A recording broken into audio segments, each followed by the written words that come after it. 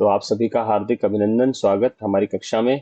और आपको जैसी जानकारी है कि हिंदी अनिवार्य के जो पाठ्यक्रम है आरआरबीएमयू और राजस्थान विश्वविद्यालय का, उसके अनुसार हमारे पाठ्यक्रम में पद्य खंड जो है वो हम पूर्ण कर चुके हैं। और गद्य खंड में जो पहली कहानी है वो कथा सम्राट मुंशी प्रेमचंद जी की कहानी और बहुत चर्चित कहानी, बाल मनोविज्ञान पर आधारित कहानी ईदगाह है। प्रेमचंद जी के बारे में हम जब से हिंदी साहित्य या हिंदी अनिवार्य जब से हम पढ़ रहे हैं तो प्रेमचंद जी के जीवन के बारे में हम ये जानते हैं, आरंभ से ही जानते हैं कि वो वाराणसी के आसपास एक गांव था लमही, लमही में उनका जन्म हुआ था। और आज़ादी से पहले 1936 तक उन्होंने बहुत साहित्य लिखा, विशेष रूप से कथा और उपन्यास, कहानी और उपन्यास के रूप में उनका साहित्य हमारे सामने आता है। और उनकी कहानियों में अगर हम थोड़ा सा ध्यान से देखें तो शुरुआती जो कहानियां हैं उनमें हम आदर्शवाद के दर्शन करते हैं, आदर्शवाद के दर्शन करते हैं शुरुआती कहानियों में। लेकिन बाद की जो कहानियां हैं उनमें यथार्थवाद का दर्शन हमें होता है, यथार्थवाद। ठीक है, तो पहले की शुरुआती जो कहानियां हैं उनमें आदर्शवाद दिखाई देता है, लेकिन बाद की जो अंतिम कहानियां हैं जैसे कफन, ठाकुर का कुआं, पूस की रात, ये जो कहानियां हैं वो यथार्थवादी कहानियां हैं। लेकिन जो शुरुआती कहानियां हैं उनकी पंच परमेश्वर और ये जो ईदगाह कहानी है या नमक का दारोगा है, वो आदर्शवादी कहानियां हैं। लेकिन ऐसा नहीं है कि उनमें यथार्थ नहीं दिखाई दे रहा है। तो इसीलिए ऐसा कहा जाता है कि उनकी कहानियां आदर्शोन्मुखी कहानियां हैं। आदर्शोन्मुखी यथार्थवाद पर आधारित उनकी कहानियां हैं। उनमें यथार्थ भी है, आदर्श भी है, और कहानी जो है वो यथार्थ से आदर्श की ओर उन्मुख है, ऐसा कहा जाता है उनकी कहानियों के बारे में। तो आप ये जानते होंगे कि उनका नाम जो था, वास्तव में उनका नाम धनपत राय था। नवाब राय नाम से पहले उर्दू में लिखा करते थे। शुरुआती जो कहानी संग्रह था उनका सोजे वतन, सोज सोजे वतन उनकी कहानियों का संग्रह था, वो उर्दू में लिखा गया था। और ऐसा कहा जाता है कि देशभक्ति की रचनाएं होने के कारण या देशभक्ति से जुड़ी हुई हुई कहानियां होने के कारण इनकी जो ये कहानी संग्रह था सोजे वतन, इसको प्रतिबंधित कर दिया गया था अंग्रेज सरकार के द्वारा 1907 में। और उसके बाद जब इनके लिखने पढ़ने पर पाबंदी लगा दी गई तो पहले ये उर्दू में नवाब राय नाम से लिखा करते थे, बाद में ये प्रेमचंद नाम से हिंदी में लिखने लगे। और प्रेमचंद नाम से जो हिंदी की कहानियां हैं इनकी लगभग 1915-16 से ये हिंदी में लिखने लगे। और कुछ लोग इनकी कहानियों में सौत को हिंदी की पहली कहानी मानते हैं इनके द्वारा लिखित, और कुछ लोग पंच परमेश्वर को मानते हैं। और ज्यादातर जो अ, लोगों का मानना है, विद्वानों का मानना है, वो ये मानना है कि पंच परमेश्वर जो है वो इनकी पहली हिंदी कहानी है जो लगभग 1915 के आसपास इन्होंने लिखी थी। उसके बाद इन्होंने बहुत सारी कहानियां लिखी और ऐसा कहा जाता है कि लगभग 300 कहानियां इन्होंने लिखी हैं, जो मानसरोवर नाम के जो संग्रह है इनका, मानसरोवर नाम से 8 खंडों में ये कहानियां इनकी प्रकाशित हुई हैं। लगभग 300 कहानियां इनकी प्रकाशित हुई हैं। इनकी जो कहानियां हैं उनमें मैंने बताया जैसे कि ये यथार्थोन्मुखी आदर्शवाद पर आधारित इनकी जो शुरुआती कहानियां थी, उनमें जो कहानी बहुत ज्यादा चर्चित है वो है ईदगाह। और हम बचपन से ही इस कहानी को इसलिए पढ़ते आए हैं क्योंकि ये बाल मनोविज्ञान की कहानी है। और छोटे छोटे नन्हे नन्हे जो बालक हैं हमारे विद्यालयों में पढ़ने वाले, उनको मानवीय चेतना से संपृक्त हो सकें, इस कारण से ये कहानी पाठ्यक्रम में जोड़ी जाती रही है बार बार। और ये अच्छा एक अवसर है कि कॉलेज लेवल पर भी हिंदी अनिवार्य के पाठ्यक्रम में ईदगाह कहानी को जोड़ा गया है। तो आपने, जैसा कि मैंने आपको इसका पीडीएफ उपलब्ध करा दिया था और आपने पूर्व में भी पढ़ी हुई है कहानी, तो जो विद्यार्थी जिसने ईदगाह कहानी को पढ़ा है, मैं चाहूंगा थोड़ा सा इसके बारे में बता दें। जैसे संजना हमारे साथ जुड़ी हुई है, संजना से बात कर लेते हैं। संजना, ईदगाह कहानी में जो आपने पढ़ा उसको थोड़ा सा सार रूप में आप बता दीजिए 5 मिनट में कि क्या है उस कहानी की मूल कथानक, क्या है मूल कथा, क्या है संजना।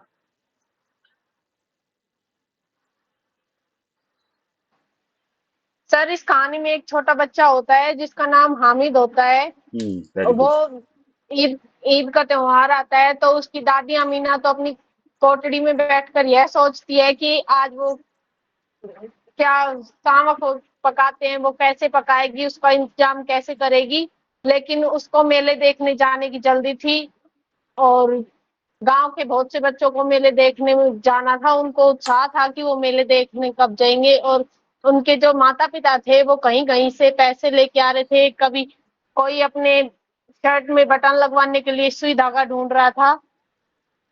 उसके हम्म। बाद में फिर वो मेले में जाते हैं, और रास्ते में जाते जाते वो कॉलेज स्कूलों की बात करते हैं, तो उन लड़कों को कहते हैं कि ये लड़के यहाँ पे शराब वगैरह पीते हैं, मस्ती करते हैं।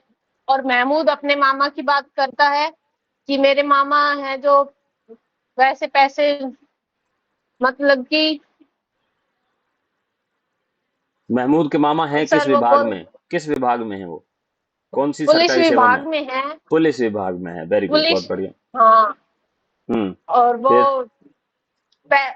रिश्वत लेते हैं, इस वजह हम्म। से उनके घर में एक दिन आग लग जाती है, हम्म। और उनका घर में सब कुछ जल जाता है। और उनको हम्म। कुछ दिनों के लिए घर से बाहर पेड़ के नीचे सोना पड़ता है। हम्म। और फिर कहीं से वो इंतजाम करते हैं, और फिर से नया घर और सारा सामान नया लेके आते हैं। हम्म। फिर वो मेले में जाते हैं, तो मेले में सभी, जैसे कि लट्टू, तो लट्टू की लड़ी होती है जिसको बटन के द्वारा एक साथ बंद एक साथ चालू किया जाता है, वैसे ही वहां पे सभी लोग एक साथ अपने घुटनों के बल बैठते, सर झुकाते और खड़े हो जाते। वहां पे कोई ऊंच नीच का भेदभाव नहीं था, कोई अमीर गरीब नहीं था। हम्म। उसके बाद में मेले में से आते हुए सभी बच्चे कुछ ना कुछ लेते हैं। महमूद वकील वगैरह लेता है, मोहसिन, मोहसिन। कोई बिस्ती ले, मोहसिन लेता है। फिर लेकिन हामिद उसमें से कुछ नहीं लेता। हम्म। हामिद जाता है, फिर वो चिमटा पूछता है चिमटे वाले से कि ये चिमटा कितने रुपए का है, तो वो उसे 6 रुपए का बताता है। फिर हामिद उससे फिर से पूछता है कि मेरे पास 3 पैसे हैं, उसका दोगे? और यह हम्म। कहकर वो आगे चल देता है ताकि उसे डांट ना पड़े। हम्म। लेकिन दुकानदार उसे वो चिमटा दे देता है। फिर वो घर पे आके, पहले वो रास्ते में महबूब, मोहसिन और सम्मी से अपने चिमटे की तारीफ करता है, और उनके हम्म। खिलौनों को बेकार बताता है। फिर घर हम्म। आके जब उसकी दादी अमीना उस पर गुस्सा होती है, तो वो उससे कहता है कि रोटियां जल बनाते समय तुम्हारी उंगलियां रोज जल जाती थी, इसलिए मैं तुम्हारे लिए चिमटा लेके आया। हम्म। तो दादी अमीना सोचती है कि इतने छोटे से बच्चे को मेले में भी मेरा ही ध्यान रहा, ना इसने सुबह से कुछ खाया ना कुछ पिया, बस मेरे लिए चिमटा लेके आया, और वह रोने लग जाती है। हम्म। ठीक, तो बहुत फिर अच्छे उसके से आपने लगभग सारी कथा का सार बता दिया है, और संक्षेप में तो कथा इसी रूप में आती है हमारे सामने। तो बहुत बहुत धन्यवाद संजना। और कुछ कहना चाहते हो? थैंक नहीं, थैंक यू सर। ठीक है जी। तो चलिए, बहुत अच्छा, आपने अच्छी तरह से बताया। तो अब हम थोड़ा सा इस कहानी की जो विशेषताएं हैं उन पर चर्चा कर लेते हैं, और ये देख लेते हैं कि जो कहानी होती है, कोई भी कहानी हो या उपन्यास हो, अ, उसे हम जब उसकी व्याख्या करते हैं या उसकी समीक्षा करते हैं, तो हम ये देखते हैं कि कहानी के जो प्रमुख तत्व होते हैं वो 6 तत्व होते हैं। कहानी, जब कोई कथाकार लिखता है तो उसमें से 6 तत्वों को सामने रख करके वह कहानी लिखता है। और पहला जो तत्व होता है वह होता है कथानक, या कथा वस्तु, या विषय वस्तु। ठीक है, तो आप जानते हैं कहानी में पहले कोई कथा होनी चाहिए, उसी कथा को कथानक कहा गया है। ठीक है, तो कथानक क्या है? कथानक बहुत छोटा सा है, संक्षिप्त कथानक है। कथानक ये है कि एक नन्हा बालक है, और उसकी दादी और वह बालक दोनों साथ रहते हैं। बड़े गरीबी के दिन हैं, माता पिता विहीन वह बालक है, उसके माता पिता नहीं है। और गरीब होते हुए भी अमीना जो है हामिद से बड़ा प्रेम करती है, और उससे मेले में भेजना चाहती है। जैसे तैसे करके कुछ पैसे वह उसे देती है। मेले में जाने का उत्साह बालक को होता है, और वह बालक अपने मित्रों के साथ जाता है। और जाते जब वह मेले में पहुंचता है, तो मेले में भी उसे अपनी दादी की ही चिंता रहती है, और वह अपने लिए कुछ न लेकर के पूरा दिन भूख में बिता करके, और नंगे पैर है, उसके पास जूते भी नहीं है पहनने के, और अपनी दादी के लिए वह एक चिमटा खरीदता है ताकि उसके हाथ जले नहीं। ठीक है, और वह जब वापस आकर के उसे वह चिमटा देता है, तो दादी के मन में एक वात्सल्य पूर्ण करुणा का भाव उत्पन्न होता है और वह उसे गले लगा लेती है और रोने लगती है। तो कहानी का कथानक जो है संक्षिप्त है, बहुत छोटा सा कथानक है। अगर कहानी केवल लघु कथा के रूप में लिखी जाती तो वह लघु कथा के रूप में एक पैराग्राफ में ही आ सकती थी, लेकिन जब आपने देखा कहानी पढ़ी तो आपने देखा होगा 7-8 पृष्ठ में 9 पृष्ठ में ये कहानी लिखी हुई है। इसे वर्णनात्मकता के द्वारा विस्तार इसे दिया गया है। सबसे पहले जब कहानी शुरू होती है तो विस्तार देने के लिए पहले तो गांव का माहौल बताया गया है, ईद का माहौल बताया गया है, गरीबी की हालत बताई गई है कि किस तरह से जब गरीब कोई होता है तो, और इस तरह का कोई भी त्योहार जब आता है तो उन्हें कर्ज लेने के लिए कहाँ कहाँ जाना पड़ता है, किस तरह से व्यवस्था की जाती है पैसे की, और किस तरह गरीबी में भी खुशियां तलाशने का प्रयास किया जाता है। फिर जब हम देखते हैं कि सारे बालक मिलकर के जब शहर में पहुंचते हैं तो शहर के वातावरण को बार बार दिखाया गया है, कॉलेज के बारे में बताया गया है, अदालत के बारे में बताया गया है, पुलिस चौकी के बारे में बताया गया है, और बालक आपस में जो बातचीत करते हैं उसके माध्यम से बताया गया है कि किस तरह का भ्रष्टाचार व्याप्त है अदालतों में, पुलिस थानों में, और कॉलेज के जो विद्यार्थी हैं वो किस तरह का उनका पढ़ने के प्रति रुझान रहता है, वो किस तरह की अलग अलग जो दुर्व्यसन हैं उसमें भी लिप्त रहते हैं। और बाल सुलभ कुछ बातें भी हैं कि वो बीच बीच में बात करते हुए कहते चले जाते हैं कि इतने बड़े बड़े बच्चे, इतने दाढ़ी मूछ वाले जो व्यक्ति हैं वो भी इन कॉलेजेस में पढ़ते हैं। और फिर जब वो मेले में पहुंचते हैं तो उनका खुद का वार्तालाप है, और जब वो चिमटा ले लेते हैं, हामिद जब चिमटा ले लेता है और अन्य जो बालक हैं वह अन्य सामान ले लेते हैं, तो दोनों आपस में एक तरह का वाद प्रतिवाद भी है कि किस तरह से अपनी वस्तु को ज्यादा उपयोगी सिद्ध किया जाए। तो इस तरह से कथा को विस्तार दिया गया है। माता पिता विहीन बालक है हामिद, और उसकी दादी अमीना की गरीबी को बहुत अच्छे से यहाँ पर इसका वर्णन किया गया है। ईद के त्योहार के बारे में बताया गया है कि कैसा वातावरण होता है, लोग नए कपड़े पहनते हैं, टोपी पहनते हैं, कुर्ता पजामा नया सिलता है, और किस तरह से सिवैयां बनती हैं, और कुछ लोग मांगने भी आती हैं, स्त्रियां भी आती हैं, उनको भी, उनके साथ भी उस खुशी को साझा करना पड़ता है। गांव की एक जो संस्कृति है, साझा संस्कृति है, उस साझा संस्कृति को भी ईद के त्योहार के माध्यम से व्याख्यायित करने का यहाँ प्रयास किया गया है। यह भी दिखाया गया है कि गांव में किस तरह का उत्साह किसी एक त्योहार के प्रति होता है। जब बालक नगर में पहुंचते हैं तो नगर के वर्णन भी यहाँ पर बताए गए हैं कि किस तरह के भवन वहां होते हैं, ऊंचे ऊंचे भवन होते हैं, चार दीवारी होती है, उनमें पेड़ पौधे लगे होते हैं, है ना। गाड़ियों के आने जाने के बारे में बताया गया है। ईदगाह का बड़ा एक सुंदर दृश्य यहाँ पर बनाया गया है, जहाँ पर मुंशी प्रेमचंद जी ने बहुत तत्सम निश्चय शब्दावली में ये लिखा है कि जब वो सजदे में झुकते हैं लोग वहां पर ईश्वर के सामने, तो ऐसा लगता है जैसे बिजली के लाखों जो बल्ब हैं वो एक साथ जल रहे हों, बत्तियां जो हैं वो जल रही हों, बुझ रही हों। तो इस तरह के सुंदर दृश्य भी यहाँ पर प्रस्तुत किए गए हैं। बाल सुलभ गतिविधियां जिसके बारे में हम बात कर रहे थे कि एक दूसरे को नीचा दिखाने की भाव है, एक दूसरे को चिढ़ाने का भाव है।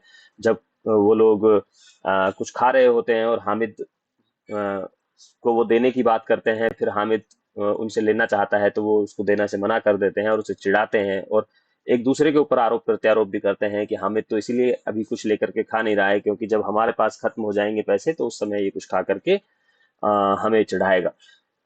और फिर चिमटा खरीदने का एक दृश्य हमारे सामने आता है कि वह बालक बड़ा बुद्धिमान है, चतुर है, और 6 पैसे के चिमटे को मोलभाव करना जानता है, 3 पैसे में खरीद लेता है। और क्यों खरीदता है, और फिर चिमटे के साथ साथ जितने भी वो वार्तालाप जुड़े हुए हैं वो सारे दिखाई देते हैं। दादी अमीना का स्नेह भाव भी हमें दिखाई पड़ता है। वो शुरुआत से और अंत तक बालक की चिंता करती रहती है। वह यह भी चिंता करती है कि बालक के पास नए कपड़े नहीं हैं, उसके पास जूते नहीं हैं। अगर बालक का पिता आज जिंदा होता तो क्या इस तरह से वह इस लाचारी में जी रहा होता वह बालक। लेकिन बालक जो है बड़ा उत्साह से भरा हुआ है, उसे चिंता नहीं है कि उसकी दादी के पास पैसे सिवैयां बनाने के भी हैं या नहीं है, लेकिन उसे मेले में जाने का उत्साह है, जल्दी है। तो आप देखें कथानक में मौलिकता है। नया कथानक था जब ये कहानी लिखी गई, हालांकि हमने अब इतनी पढ़ ली है कि हमें उसमें मौलिकता नजर नहीं आती है। पूरी तरह से गंभीर विषय को सामने रखते हैं कि किस तरह से एक छोटा सा नन्हा सा जो बालक है, जब गरीबी की मार पड़ती है तो वह कितना समझदार हो जाता है। आप देखें मोहसिन हो, नूरे हो, शम्मी हो, जो महमूद है उसके सारे मित्र हैं, वो एक भी इतना गंभीर नहीं है जीवन के प्रति जितना कि हामिद है। तो ये बताने का प्रयास किया गया है कि गरीबी जब आती है तो गरीब घरों के जो बच्चे होते हैं वो जल्दी ही उत्तरदायित्व को समझने लगते हैं, थोड़े मैच्योर हो जाते हैं, परिपक्व हो जाते हैं।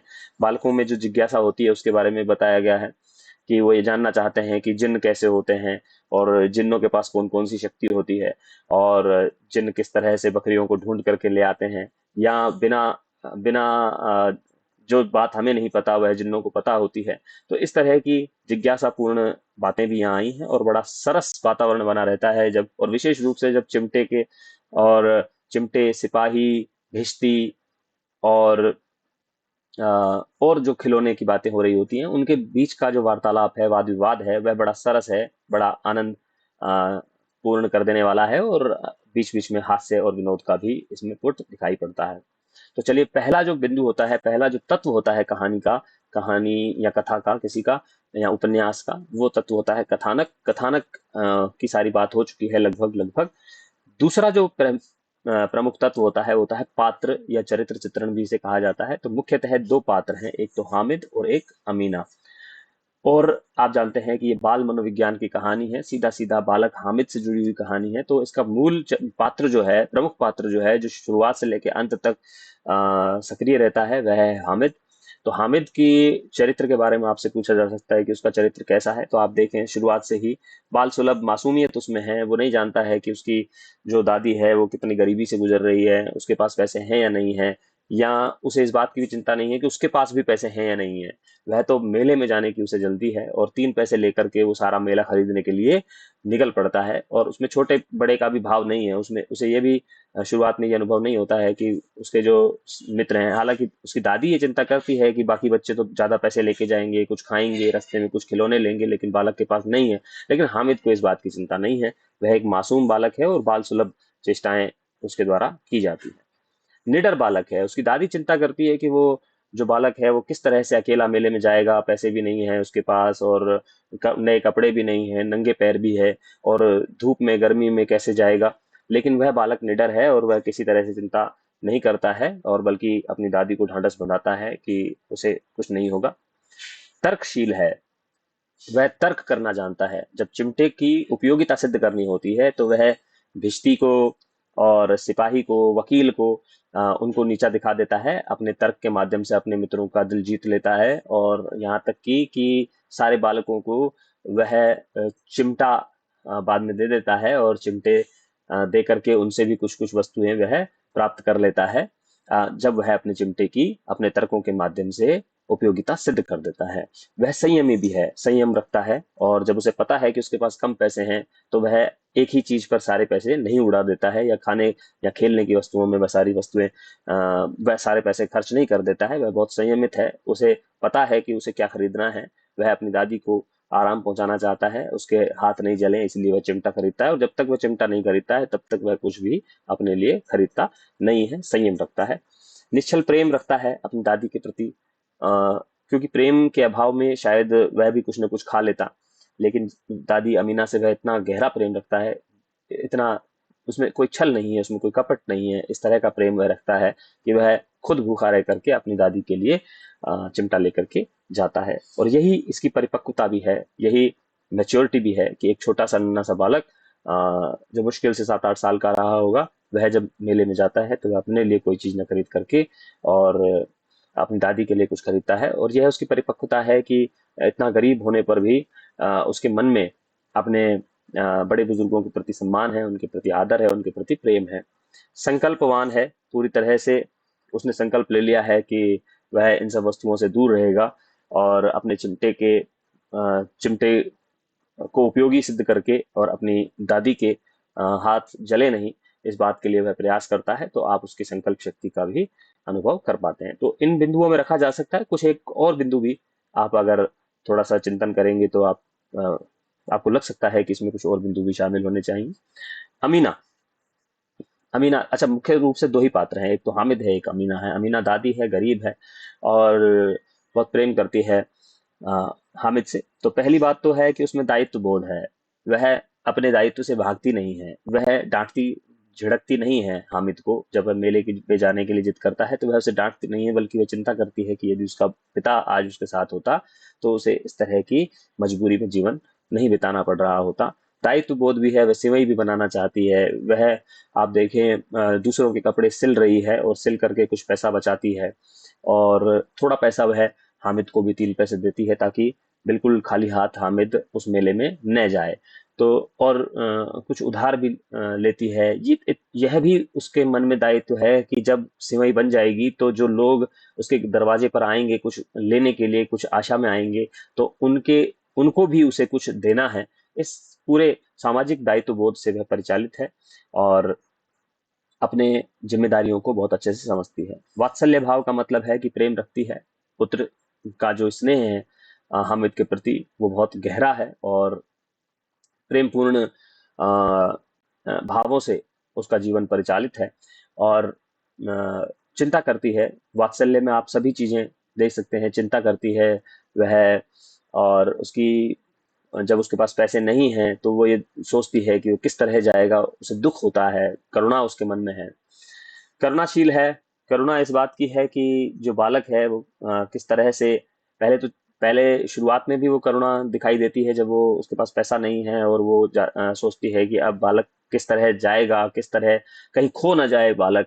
और फिर जब अंत में बालक उसके हाथ में चिमटा रखता है तो उसके मन में एक करुणा का भाव पैदा होता है कि किस तरह से उसने अपने आप को जो जज्ब किया होगा, उसे उसका मन ललचाया नहीं होगा क्या, और उसके बाद भी ये मेरे लिए चिमटा लेकर के आया है। और बाद में जब वो रोती है तो पता चलता है कि उसके मन में कितनी करुणा उस बालक के प्रति भरी हुई है।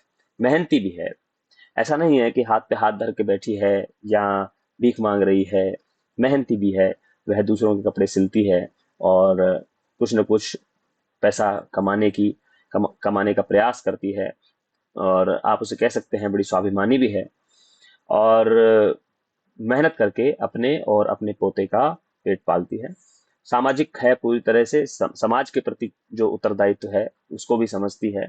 और जैसा मैंने बताया कि जो महिलाएं उसके दरवाजे पर आएंगी ईदी लेने या कुछ उपहार लेने, भेंट लेने, तो उनके लिए भी वह कुछ पैसा और कुछ वस्तुएं बचा करके रखना चाहती है। लेकिन लाचारी है उसके जीवन में। लाचारी है कि गरीब है और उसके पास आय के बहुत ज्यादा साधन नहीं है, इसीलिए बड़ी लाचार भी है। उसका जीवन लाचारी से गुजर रहा है। तो ये बातें हैं। कुछ अन्य पात्र भी हैं। महमूद है, मोहसिन है, सम्मी है, नूरे है, लेकिन ये सब पात्र सहायक पात्र के रूप में आए हैं, मुख्य पात्र कोई नहीं है। लेकिन इनके जो पात्र हैं ये भी आप देखें कि कहानी को गति देने में, कहानी को रोचक बनाने में, और बाल सुलभ जो मनोवृत्ति होती है बच्चों की, उसको व्याख्यायित करने में, उसका उद्घाटन करने में, उसे प्रदर्शित करने में भी इन ये जो पात्र हैं, इन पात्रों का भी बड़ा प्रयोग बहुत अच्छे तरीके से इस कहानी में किया गया है। जो तीसरा बिंदु होता है वो होता है देश काल और वातावरण। देश काल और वातावरण का मतलब होता है पृष्ठभूमि क्या है। पृष्ठभूमि है गांव का एक वातावरण शुरुआत में दिखाई पड़ता है, और फिर धीरे धीरे जब वह मेले में पहुंचते हैं बच्चे तो वहाँ का शहरी परिवेश को भी बहुत अच्छे से व्याख्यायित किया गया है। वातावरण सजीव है। ऐसा नहीं लगता है कि कृत्रिम है। ऐसा भी नहीं लगता है कि ये कोई इस दुनिया की बात नहीं हो रही है। ऐसा ही लगता है कि हमारे ही गांव देहात की बात हो रही है। वास्तव में ऐसा ही होता है। ऐसा ही होता है कि जब किसी के पास पैसा नहीं होता है तो उसे कर्जे के लिए दूसरों के दरवाजे पर जाना पड़ता है। जो गरीब होते हैं वो किस तरह से मेहनत मजदूरी करके अपना पेट पालते हैं। और जब ईद और दिवाली और होली का त्योहार आता है तो किस तरह का वातावरण बनता है। यहाँ इस कहानी में ईद को केंद्र में रखा गया है। तो आप देखें कि सजीव वातावरण है। बिल्कुल भी ऐसा नहीं है कि वातावरण कोई कृत्रिम वातावरण है या आर्टिफिशियल कुछ चीजें कही गई हैं या कुछ ऐसी बातें कही गई हैं जो इस धरती पर नहीं होती हैं। बिल्कुल ऐसा लगता है कि हमारे ही गांव देहात की बात की गई है। ईद के त्योहार पर किस किस तरह की चीजें होती हैं, क्योंकि हम जानते हैं कि जो मुस्लिम समुदाय है हमारे यहाँ भारत में वो अल्पसंख्यक समुदाय माना जाता है। और बहुत जगह पर जो लोग मुस्लिम संस्कृति से परिचित नहीं है, तो इस कहानी को पढ़ करके आप मुस्लिम संस्कृति से भी परिचित हो सकते हैं कि किस तरह से जो बच्चे हैं वो ईदगाह जाते हैं, ईदगाह में किस तरह से नमाज अदा की जाती है, किस तरह से सजदा किया जाता है, और किस तरह का मेले का वातावरण होता है। जो ईद होती है उसमें सिवैयाँ बनती हैं, एक दूसरे को खाई खिलाई जाती हैं, और छोटे छोटे नन्हे बच्चे जो होते हैं उनको कुछ जेब खर्च दे करके उन्हें मेले में भेजा जाता है। तो इस तरह का एक जीवंत वातावरण जो है वो हमें देखने को मिलता है। मेले की रौनक भी दिखाई गई है कि वहाँ मिठाइयों की दुकानें भी हैं, वहाँ खेल तमाशा दिखाने वाले लोग भी हैं, और कुछ लोहे का सामान भी वहाँ बिक रहा है। तो वो सारी चीजें मेले की रौनक को दिखा, और शायद झूले भी हैं वहाँ पर।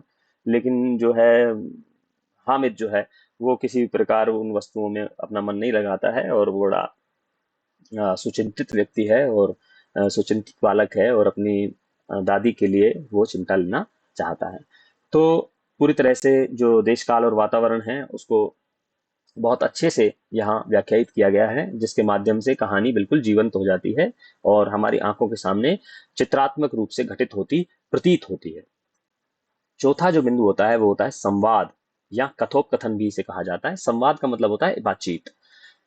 तो आपने देखा इसमें कि हामिद और अमीना की बातचीत है मुख्यतः यहाँ तो, और या फिर बालकों की आपस की बातचीत है। और ये जो बातचीत है आप देखें तो बड़ी रोचक बातचीत है। चाहे वो आ, जब महमूद के द्वारा कहा जाता है कि मेरा जो मामा है वो किस तरह का भ्रष्टाचार करते हैं, उसके बारे में बताया जाता है। जब वो चौधरी जी के जिन्नों के बारे में बात की जाती है कि सारे नगर में, सारे गांव में जब बकरी खो जाती है तो वो कहाँ मिलती है, या बछड़ा जो खो जाता है तो वो कहाँ मिलता है, चौधरी के पास जाकर के मिलता है। लोग इसे बालक तो इस तरह से बताते हैं कि चौधरी के पास कोई जिन्न है, लेकिन पढ़ने वाले के दृष्टि में ये स्पष्ट हो जाता है कि गांव में जो जो लोग बड़े भारी भरकम होते हैं, जो लोग बहुत पैसे वाले होते हैं, वो किस तरह से वहां की जनता का शोषण किया करते हैं।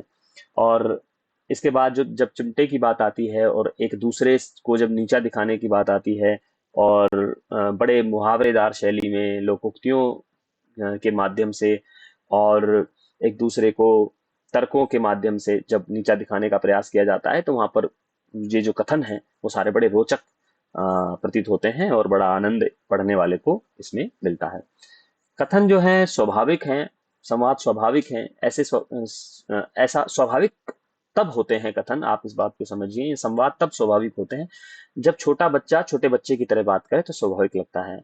बड़ा कोई आदमी है, जिम्मेदार कोई आदमी है, जब वो जिम्मेदार आदमी की तरह बात करता है तो स्वाभाविक लगता है। कोई बड़ा आदमी बच्चे की तरह बात करे तो वो अस्वाभाविक हो जाता है, और कोई छोटा बच्चा बड़े आदमी की तरह बात करे तो वो अस्वाभाविक हो जाता है। यहाँ आप इन इसमें देखेंगे कि जब दादी अपने बच्चे से बात करती है, हामिद से बात करती है, तो बिल्कुल ऐसे बात करती है कि जैसे वो बहुत परिपक्व वो चिंता करते हुए बात करती है। और बच्चा जब बात करता है अपनी दादी से तो बिल्कुल अपने आप को बेफिक्री से बात करता है, जैसे अक्सर बच्चे किया करते हैं। तो यहाँ पर जो कथन है, संवाद है, वो बड़े स्वाभाविक हैं। नाटकीयता भी है।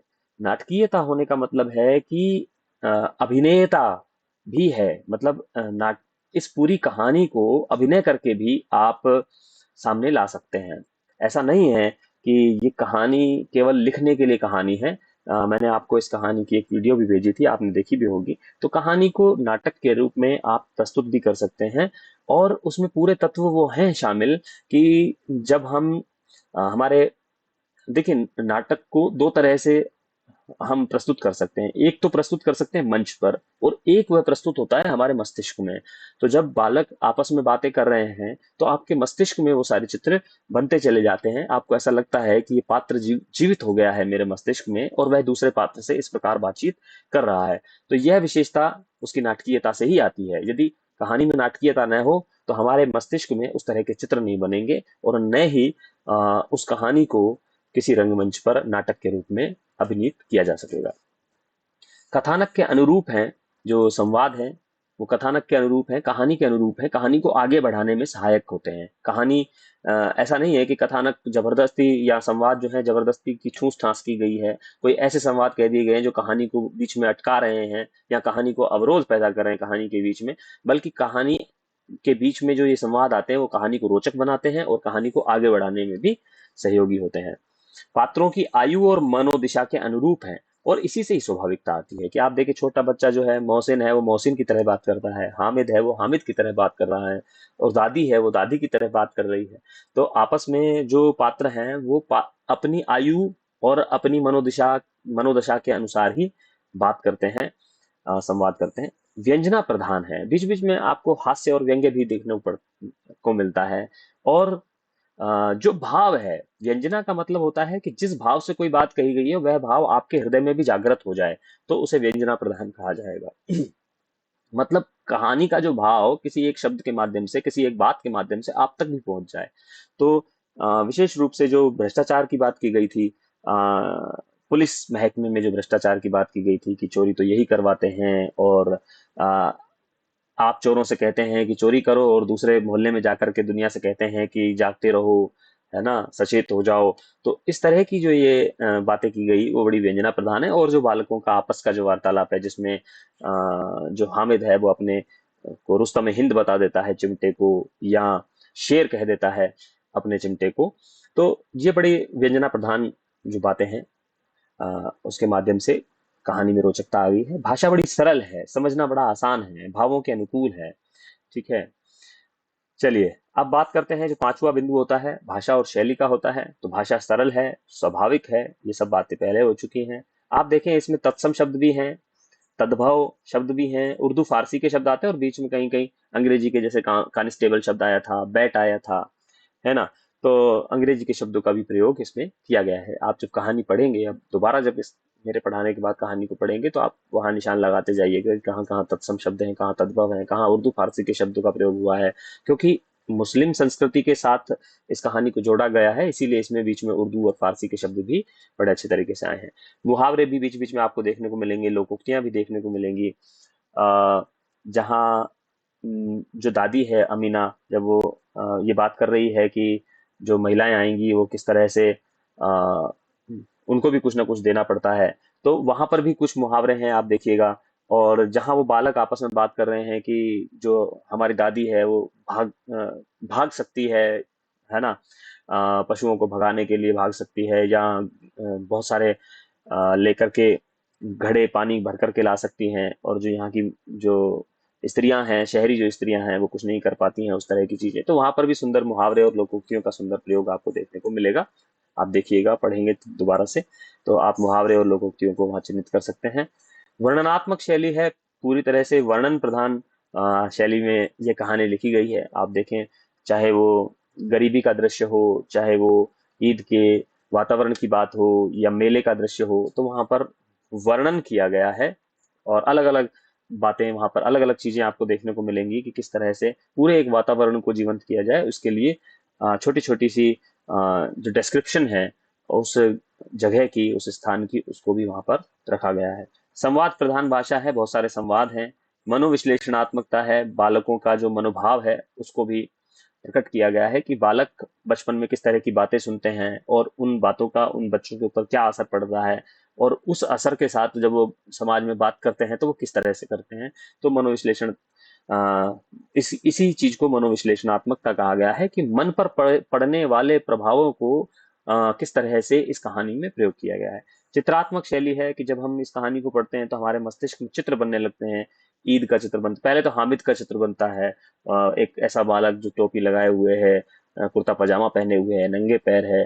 फिर चित्र बनता है, जब वो शहर में जाते हैं तो उस तरह का चित्र बनता है, फिर मेले में जाते हैं तो मेले का चित्र बनता है। हमारे मस्तिष्क में वो सारे चित्र बनते चले जाते हैं। भावात्मक शैली का मतलब है कि भावुक कर देने वाले कई सारे यहाँ पर स्थान दिखाई पड़ते हैं। शुरुआत में जब बच्ची, जो अमीना है, वो बच्चे को भेज नहीं रही है, तो वहां पर थोड़ी सी भावुक होती है। और अंत में आप जाएं, जब दोनों एक दूसरे को गले लगा लेते हैं, दादी अमीना बच्चे को अपनी गोद में छुपा लेती है, तो वहां पर भी एक भावात्मक दृश्य हमें देखने को मिलता है।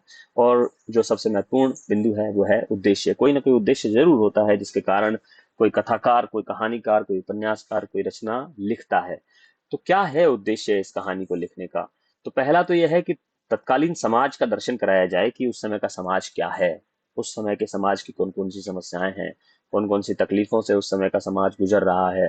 ठीक है। तो वो तत्कालीन समाज की झलक हमें इस कहानी में मिल जाती है। गरीबी का दृश्य देखने को मिलता है, कर्ज की समस्या को देखने को हमें मिलता है, छोटे छोटे नन्हे बालकों की परवरिश किस तरह से होती है समाज में, उसको देखने को मिलता है। मेले का दृश्य हमें बताता है कि किस तरह का एक प्रेम भाव, आजकल हम जाते हैं मेले में तो हम अपने माता पिता के साथ, जो छोटे बच्चे होते हैं, बस वहीं तक सीमित रहते हैं। लेकिन पहले माता पिता घर में बैठे हैं और बच्चे किस तरह से साथ मिल करके 3 कोस, इसमें दूरी बताई गई है, 3 कोस तक जाया जा रहा है, तो लगभग 6 किलोमीटर का रास्ता है, या 3 कोस पे मैं समझता हूँ 9 किलोमीटर का रास्ता है, और इतनी दूर जा करके वो बालक अपने अपने साथियों के साथ जाते हैं। तो उस समय का समाज कितना एक सहृदयता पूर्ण वातावरण उस समय का समाज का है, उसको यहाँ पर रखने का प्रयास किया गया है। साथ ही देखें आप कि उस समय गरीब, मतलब जो गरीब होते हैं उनके जो बच्चे होते हैं, आप देखें छोटी ही उम्र में वो परिपक्व होते चले जाते हैं। इसको दिखाना भी इस कहानी का एक बड़ा उद्देश्य है कि जब बाकी सारे बच्चे अपने पैसे खर्च करके अपने पेट में या अपने आनंद के लिए खिलौने लेते हैं या पेट के लिए कुछ वस्तुएं ले लेते हैं, और बहुत जल्दी ही उनके पैसे खत्म हो जाते हैं, लेकिन छोटा बालक अपनी घर की समस्याओं में सहयोग करना चाहता है, तो एक गरीब परिवार जो होता है उसके छोटे बच्चे किस तरह से बहुत जल्दी परिपक्व हो जाते हैं, बड़े हो जाते हैं। अंत में कहा भी गया है कि बूढ़ी अमीना ने बच्ची अमीना का किरदार निभाया, और बच्चे हामिद ने बूढ़े या परिपक्व हामिद का किरदार निभाया। तो बच्चे परिपक्व होते चले जाते हैं गरीबी में, ये भी दिखाना इसका उद्देश्य है। माता पिता विहीन जो गरीब बच्चे होते हैं उनकी मनोदशा किस तरह की होती है, उसको भी यहाँ दिखाने का प्रयास किया गया है। बुढ़ापे में बेसहारा औरत के लिए किस तरह के जीवन यापन की समस्या उसके सामने आती है, किस तरह से उसे काम करना पड़ता है, और छोटे छोटे खर्चों के लिए उसे दूसरों का मुंह ताकना पड़ता है। तो वो सारी समस्याएं अमीना के माध्यम से हमारे सामने आई हैं। समाज में व्याप्त आर्थिक विषमता को भी यहाँ बताया गया है। शहर में जब जाते हैं तो वहां पर मोटर गाड़ियां देखी जाती हैं, बड़े बड़े महल देखे जाते हैं, बड़ी बड़ी ऊंची ऊंची बिल्डिंगें बच्चों को देखने को मिलती हैं। और गांव में भी ये जो दृश्य है उसमें कुछ लोग दूसरों से कर्ज लेने जाना पड़ता है उनको, और चौधरी जो है वो किस तरह से लोगों के पैसे वाला होने के बाद भी किस तरह से वो चुरा लेता है लोगों के पशुधन को। तो उस तरह की समस्याओं को, आर्थिक विषमता की समस्याओं को यहाँ पर बताया गया है, और भ्रष्टाचार की जो समस्या है उसको भी यहाँ पर सामने रखा गया है कि किस तरह से पुलिस का जो महकमा है उसमें किस तरह का भ्रष्टाचार व्याप्त है। खुद ही चोरी करवाते हैं और खुद चोरी करते हैं, और किस जब बच्चे पूछते हैं तो उन्हें कोई पकड़ता नहीं क्या, तो वो कहते हैं कि भाई पुलिस तो खुद ही पकड़ने वाली है ना, जिम्मेदारी पकड़ने की तो पुलिस की ही है, पुलिस को कौन पकड़ेगा भला। तो भ्रष्टाचार की भी एक समस्या है। और एक चीज हम और उपयोगितावाद की भी है कि भाई किसी वस्तु की जब तक उपयोगिता नहीं है तब तक उस पर व्यय नहीं करना चाहिए, ऐसा भी एक संकेत मिलता है। और चिमटा जो है वो उपयोगी वस्तु है, 3 पैसे दे करके वह उपयोगी वस्तु को घर में ले आता है, जबकि जो अन्य बच्चे हैं चाहे वो कोई भिश्ती लेता है तो भिश्ती गिर जाता है और पानी में मिल जाता है, और जो सिपाही है उसकी टांग टूट जाती है, और एक टांग पहले टूट जाती है और बच्चा दूसरी टांग तोड़ करके उसे बैठा देता है। तो यहाँ उपयोगिता पर भी उपयोगिता का भी संदेश दिया गया है कि कोई वस्तु अ, उसके उपयोग के आधार पर उसका मूल्य निर्धारित होना चाहिए। तो चिमटे को यहाँ पर शेर हिंद या क्या कहा गया है, रुस्तम हिंद कह करके चिमटे की उपयोगिता बताई गई है। तो तमाम उद्देश्य हैं, आपके दृष्टि में एक आध कोई और उद्देश्य हो तो वह भी आप इसमें जोड़ सकते हैं। तो ये कहानी थी, और इस कहानी में से ज्यादातर जो ये प्रश्न है वो, पहला प्रश्न तो यही आता है कि इसका मूल उद्देश्य क्या है, तो उद्देश्य आपने पढ़ लिया। ये आता है कि अमीना और हामिद का करेक्टर क्या है, उसके पात्र की विशेषताएं क्या हैं, तो उस पर हमने बातचीत की। ये भी आ सकता है कि प्रेमचंद की कहानियों की विशेषताएं क्या हैं, तो इस कहानी के आधार पर इन 6 बिंदुओं में आप कहानी की विशेषताएं भी लिख सकते हैं। या ईदगाह कहानी की तात्विक विश्लेषण की बात आ सकती है, तो ये 6 तत्वों में हमने कहानी की का तात्विक विश्लेषण किया है। आप कहानी को और पढ़ करके इसके थोड़े से नोट्स बना सकते हैं, और मैं समझता हूँ कि इतनी ही बात है इसमें। आप सबको बहुत बहुत धन्यवाद।